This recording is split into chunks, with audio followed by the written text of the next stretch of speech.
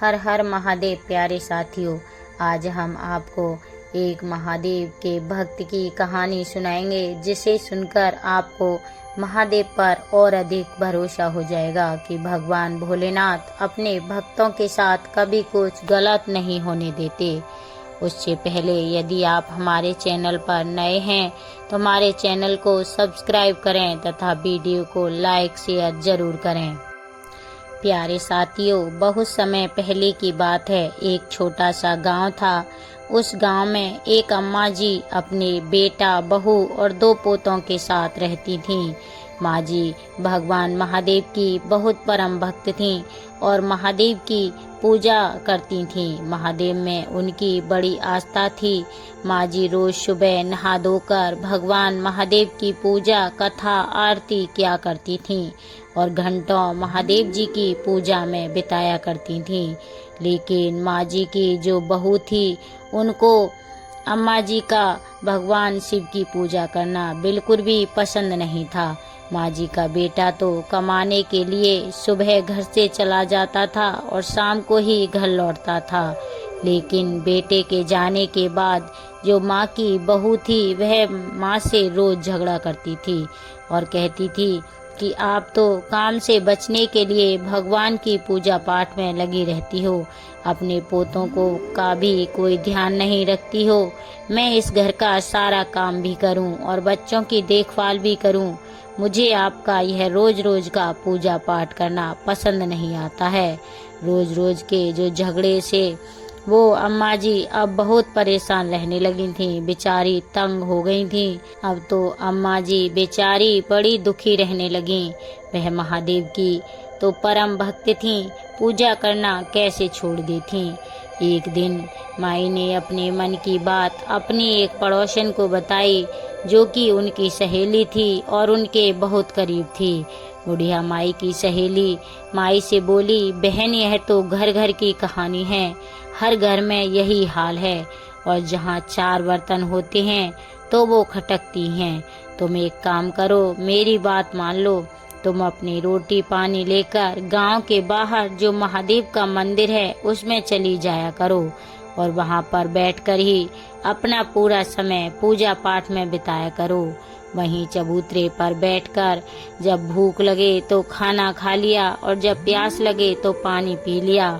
अब पूरा दिन गुजर जाए, जब शाम को घर आ जाया करो और बेटा बहू से कह दिया करो कि गांव में कीर्तन चल रहा है, मैं तो कीर्तन में गई थी।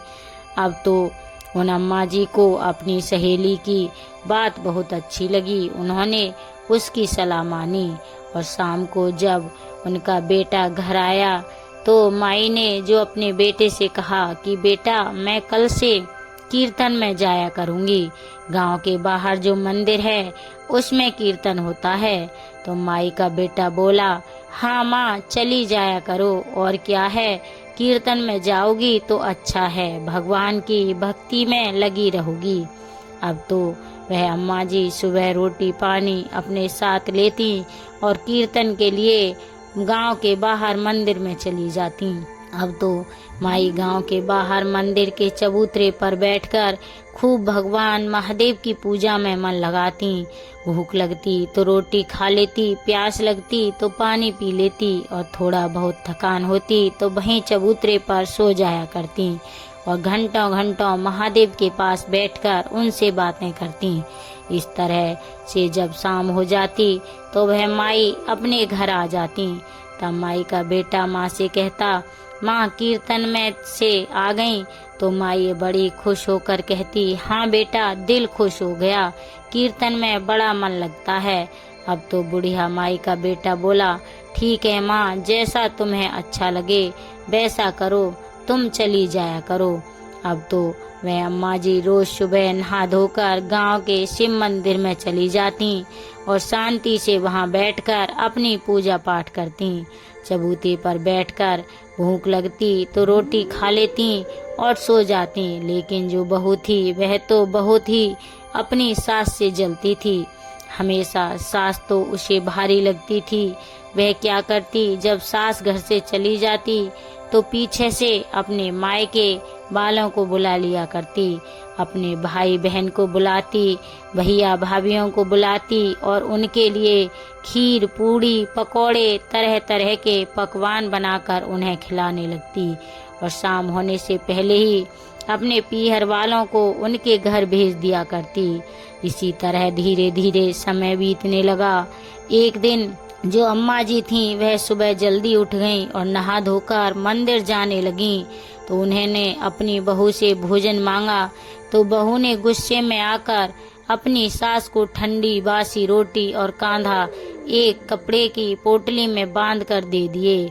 माई को जो रोटी और कांधा लेकर अपना महादेव जी के मंदिर में चली गईं और मंदिर में जाकर बोली, हे भगवान, मेरी बहू को सद्बुद्धि दे, मेरा बेटा और मेरी बहू खूब तरक्की करें, दिन दूनी रात चौगनी तरक्की करें, उनके जीवन में कोई दुख न आए, वे हमेशा खुश रहें।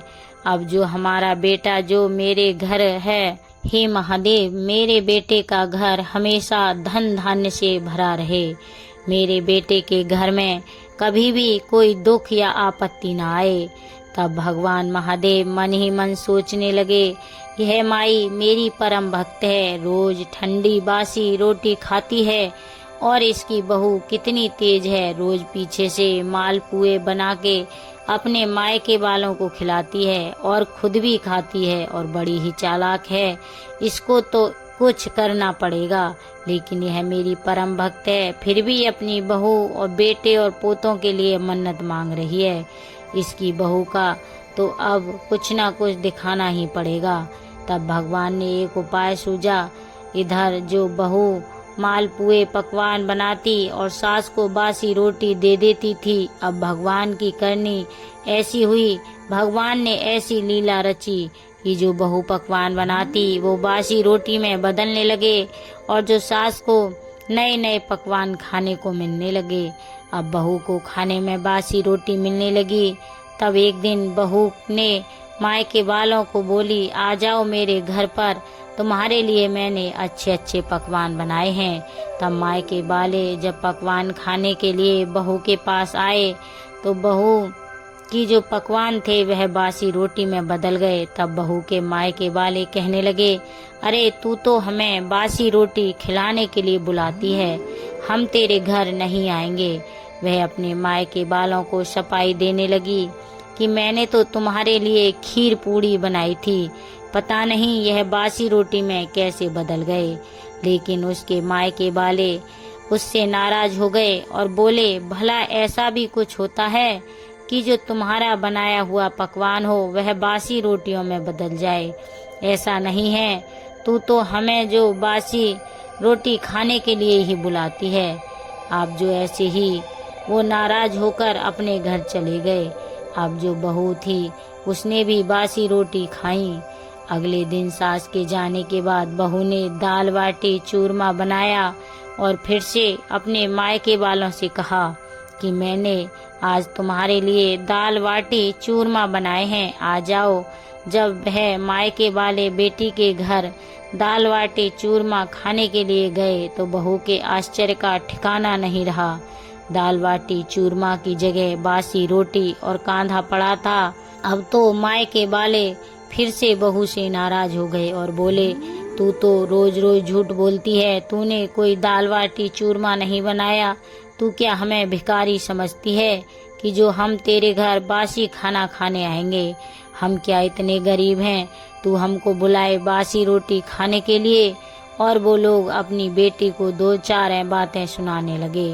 बासी रोटी और कांधा खाने के लिए बुला लेती है, जो इस तरह से कहते हुए बड़बड़ाते हुए घर से चले गए।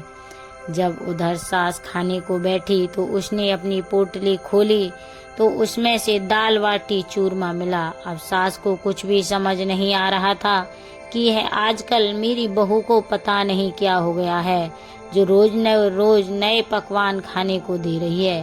साथ ही उसने सोचा कि शायद मैं रोज कीर्तन का नाम लेकर घर से बाहर आती हूँ, सो इसीलिए मेरी बहू अब खुश रहती है। माई ने सोचा, चलो कोई बात नहीं, रोज घर में कलेश होता था, अब वह भी शांत हो गया। अब बहू भी खुश रहती है और मुझे भी अपने महादेव की पूजा करने का समय मिल जाता है। तब एक दिन बुढ़िया माई की बहू ने अपने पति से बोली, देखो जी, मैं रोज पकवान बनाती हूँ और वह बासी रोटियों में बदल जाते हैं। पता नहीं क्या हो रहा है। तुम्हारी माँ कोई जादूगरनी है, यह वही कर रही है, वही जरूर कोई जादू टोना करती हैं और वही यह सब करती हैं। तो उनका बेटा अपनी पत्नी से बोला कि अरे भाग्यवान, मेरी माँ भला ऐसा क्यों करेगी।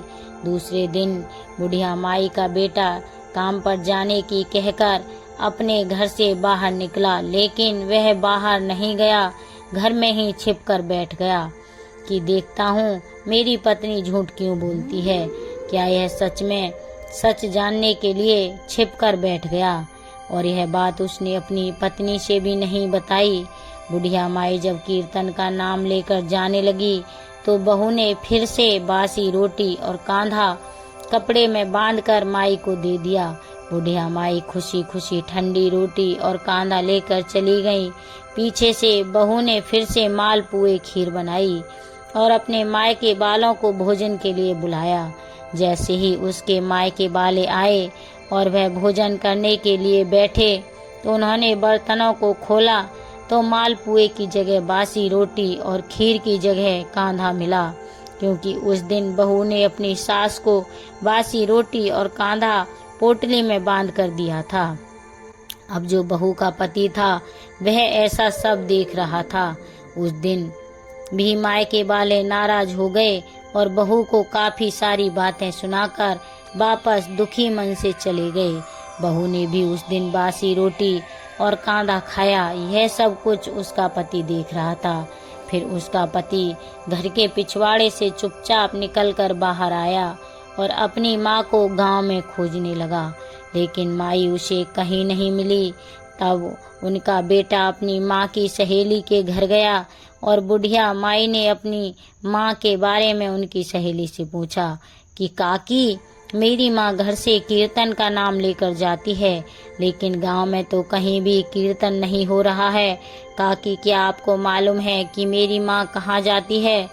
तब उनकी सहेली ने बताया कि बेटे, तेरी बहू तेरे काम पर जाने के बाद तेरी माँ के साथ बहुत लड़ाई झगड़ा करती थी, उसे बासी रोटी खाने के लिए देती थी, इसीलिए वह महादेव के मंदिर में जाती है और वहीं पूजा पाठ करती है, क्योंकि तेरी बहू तो उसे पूजा पाठ करने नहीं देती। बुढ़िया माई की सहेली ने उसके बेटे को पूरी सच्चाई बता दी। बुढ़िया माई का बेटा महादेव मंदिर में पहुंचा तो उसने देखा कि उसकी माँ खाना खा रही थी।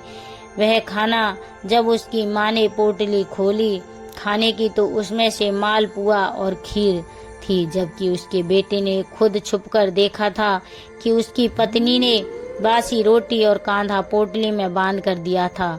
अब तो उसके बेटे का माथा ठनका कि सच में उसकी पत्नी सच कहती है, मेरी माँ तो सच में जादूगरनी है, वही बासी रोटियों को मालपुए और खीर में बदल देती है। बुढ़िया का बेटा यह सब देखकर घबरा गया। उधर कैलाश पर्वत पर बैठे हुए महादेव यह सब देखकर सोचने लगे कि बेटा तो अपनी माँ को ही गलत समझ रहा है। अगर यह मेरी भगत को गलत समझ लेगा तो मेरी भक्ति पर कौन विश्वास करेगा। तभी महादेव वहां प्रकट हो गए और बुढ़िया माई ने जैसे ही महादेव को देखा उनके चरण पकड़ लिए और जो पीछे खड़ा हुआ बुढ़िया माई का बेटा यह सब देख रहा था। महादेव ने बुढ़िया माई से कहा, हे माई, मैं तेरी पूजा से अति प्रसन्न हूँ, तू अपने लिए कोई वरदान मांग लो। तब माई बोली, हे महादेव, मरने से पहले मुझे आपने दर्शन दे दिए, तो अब मुझे जीवन में क्या चाहिए, और अगर आप देना ही चाहते हैं तो मेरी बहू को सद्बुद्धि दो, मेरे बेटे पोते खूब तरक्की करें, मेरा घर अन्न धन से हमेशा भरा रहे, मेरे घर में दुख कलेश कभी न भटके, और यही आशीर्वाद दीजिए। महादेव बुढ़िया माई से बोले कि बुढ़िया माई, अपने लिए तो तू कुछ मांग, अभी भी तू अपने बहू और बेटे के लिए ही मांगा है। तब बुढ़िया माई कहने लगी कि बहू बेटों के लिए मांग लिया वही बहुत है, मैं अपने लिए भला क्या मांगूंगी। तब महादेव बोले, बुढ़िया माई तू तो बड़ी भोली है, तेरी बहू तुझे रोज बासी रोटी और कांधा खाने को देती है और तेरे पीछे से बढ़िया बढ़िया खाना बनाकर अपने माय के बालों को खिलाती है और खुद खाती है। और तेरा बेटा तुझे बहू के सिखाने से तुझे जादूगरनी समझता है, जबकि तेरे बहू के बनाए हुए भोजन को मैं ही बासी रोटी में बदल देता हूँ। बुढ़िया माई भगवान से बोली, हे भगवान, मेरी बहू मेरे बारे में चाहे कुछ भी बोले, कुछ भी समझे, लेकिन मेरा बेटा ऐसा नहीं है। मेरा बेटा तो बहुत ही भोला भाला है, मेरी बहुत इज्जत करता है। तब महादेव मुस्कुराए और बोले, अच्छा ऐसा है तो पीछे मुड़कर देख, तेरा बेटा पेड़ के नीचे खड़ा हमारी ही बातें सुन रहा है। जब माँ जी ने पीछे मुड़कर देखा तो उसका बेटा पेड़ के नीचे नजरें नीची करके हाथ जोड़कर खड़ा हो गया और भाग कर आया और महादेव के चरणों में गिरकर माफी मांगने लगा। तब महादेव ने माई के बेटे से बोला, अरे मूर्ख, माफी मांगनी है तो अपनी देवी स्वरूप अपनी माँ से मांग, जिसने तुझे पाल पोस कर इतना बड़ा किया, और आज तू अपनी माँ को ही जादूगरनी समझ रहा है। पापी, तू और तेरी पत्नी पापी हैं, पापी, और जो तेरे माँ को बासी रोटी और कांधा खाने को देती है और पत्नी के सिखाई में आकर तू अपनी माँ पर ही शक कर रहा है। बुढ़िया माई का बेटा अपनी माँ के चरणों में गिर पड़ा और महादेव तो यह आशीर्वाद देकर अंतर ध्यान हो गए। माई का बेटा अपनी माँ के चरणों में गिरकर माफी मांगने लगा कि माँ मुझे माफ कर दे, मुझसे बहुत बड़ी भूल हो गई। माई ने अपने बेटे को उठाया और गले से लगा लिया। अब बुढ़िया माई का बेटा अपनी माँ को लेकर घर आ गया और अपनी पत्नी की पिटाई करने लगा, लेकिन उसकी माँ ने उसे ऐसा करने से रोक दिया और अपने बेटे से कहा कि बेटा, बहू तो घर की लक्ष्मी होती है। बुढ़िया माई की बहू को अब समझ आ चुकी थी, बेटा बहू भी, जो अब बुढ़िया माई के साथ भगवान महादेव की पूजा पाठ करने लगे थे। कि अब बहू को भी विश्वास हो गया था कि उसकी माँ सासू माँ कितनी सच्ची है, उनकी लगन कितनी सच्ची है। पूजा पाठ करने से कोई जादूगर नहीं बनता, जो पूजा पाठ करते हैं उन पर तो साक्षात भगवान की कृपा होती है। अब बहू को अपनी गलती का बड़ा एहसास हुआ कि उसने अपनी सीधी सादी भोली सास के साथ अब वह हर सोमवार